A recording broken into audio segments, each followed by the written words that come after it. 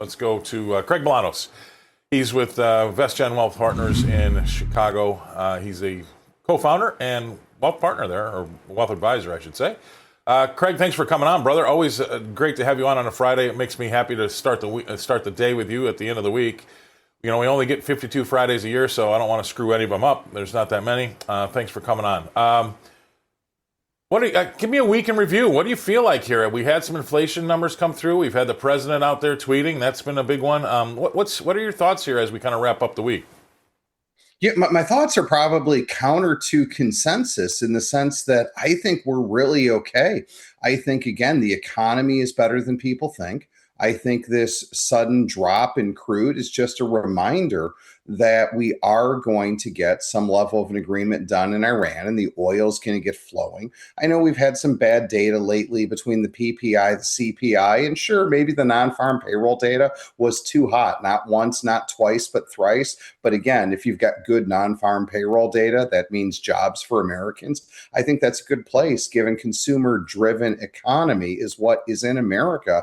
And last but not least, when I think about the fact that we've got some decent demographics, we've got energy production, and we've got the data centers, the chips, and the innovation, boy, the future is bright for those living in the nifty 50, not just because it's America 250, but because your 401k balance is going to continue to reflect it.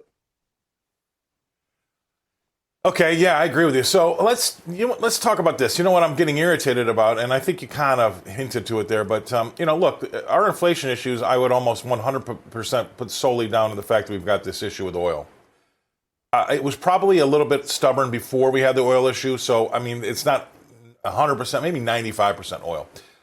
When we get the oil situation solved, it might be solved this weekend. I don't know. We've gone these start, stop with the president a lot, so I'm not holding on any hope, but it will get solved at some point in time. It's not going to be forever. And then you will see oil, and I think he's right, it will go back to where it was. It might go back faster than you think, because you put yourself in the mind of a trader, Greg, and if the oil is flowing, I mean, are you going to want to stand in there and pay $80 a barrel for it, or even $75 a barrel? No. I mean, that's why I think it does actually come off pretty quickly if you put yourself in the mind of a trader.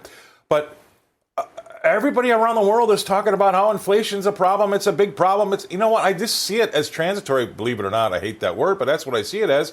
And, good economists, and this comes from Kevin Hassett. He's the director of the National Center for Economic Research with the government. He says a good economist is trained to look through short-term spikes like this, because you don't want to raise rates, have the oil problem go away, and then you're stood there holding the bag and hurting the rest of the country. I agree with that, but I just wish everybody would realize this is 95% oil. What do you think?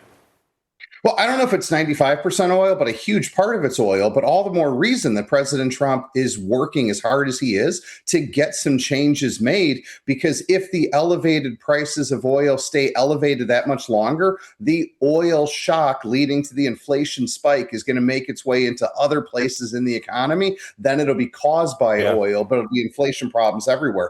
I don't think we're going to get there. I'm actually optimistic, not with rose-colored glasses and singing Pollyanna, but I'm optimistic based on the trends and the data that I see that it's coming back down. And even when I looked at some of the sentiment that was rather lukewarm from what I call small business, aka the survey this week, most of those issues were in what I call the high frequency data, again, revolving around the price of oil and the price of inflation. I think the one stealthy thing we have to pay attention to is I go back to those jobs numbers, right? The jobs creation, to what degree is that going to create this stickiness in wages? And we end up seeing some wage pressure. I know for everybody watching and viewing, we all want to get paid more, that's for sure. But the issue is when you drive more dollars into the hands of consumers and they spend those dollars chasing a fixed number of goods, prices tend to gyrate upward. So that's something we got to be looking at.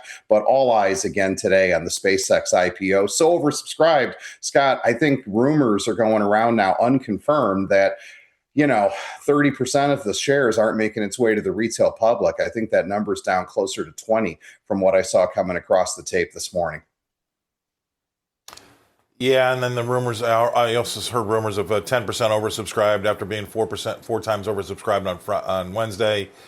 I'm going to stay away from it. I love the idea of SpaceX. I love the idea of Anthropic. I'm not a massive open AI fan yet, but I'm a big artificial intelligence fan. I know that we've got some dangerous things, and these things are obviously have double-edged swords. They can do really, really good things, and they can also hurt us if we don't, if we're not careful about it. But that's the same thing with everything, right? That's like a pet tiger. But you're right. I think it's going to be a pretty big hoopla of a day, but I'm going to wait back, and I'm going to wait 2 or 3 months before I want to get involved with SpaceX, because I do believe that we're going to see some unlocks and some people are going to take advantage of their newfound wealth.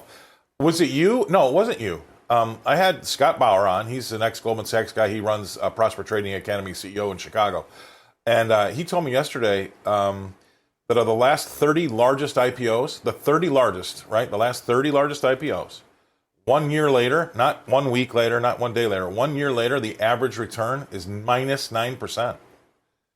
Well, so that happens. Once you unlock, sorry, Scott, you're right. Once you unlock all of the shareholders, because again, they brought a small fraction of this company public. Once you have all that additional supply that starts coming into the market, that's very natural. I remember seeing something similar with Facebook, now Meta. Remember back in the day, 25 IPO, huge number. Yes. Then it ended up trading down below its IPO price at 17. That doesn't mean this is going to happen here. It's really going to be curious to see how this ends up getting weighted in the various indices like the NASDAQ, 1.2 to 1.3% to start, but then could be as much as 9% of the NASDAQ 100 once the lockup expires. But, how are institutions across the board going to be buying into these shares in order to benchmark accordingly, especially once this thing gets included inside the S&P 500, which is going to happen in the time to come. So I think there's enough of demand and such a index-based investment philosophy around the globe today that it is going to create somewhat of what I call a artificial float on the bottom. There's going to be this consistent demand as so many asset managers of index-based products are going to need to scoop it up. And just to use this as a teachable moment for folks out there, that when we talk about locking up, what we really mean is a lot of folks over the last 5 to 10 years. I think this SpaceX started in 2010. I saw an interview with the employee number one. But as part of their package, as part of their compensation package, they were given shares, in the company.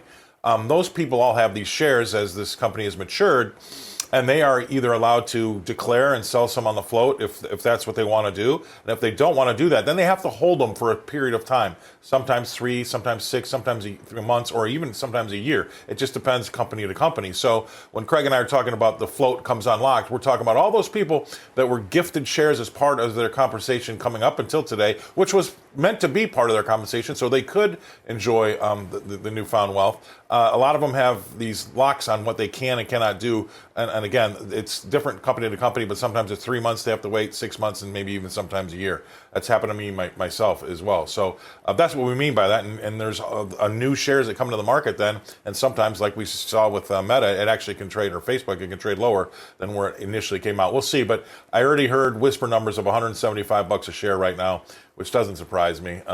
You could have traded this IPO on a hyper exchange. It's called Hyperliquid.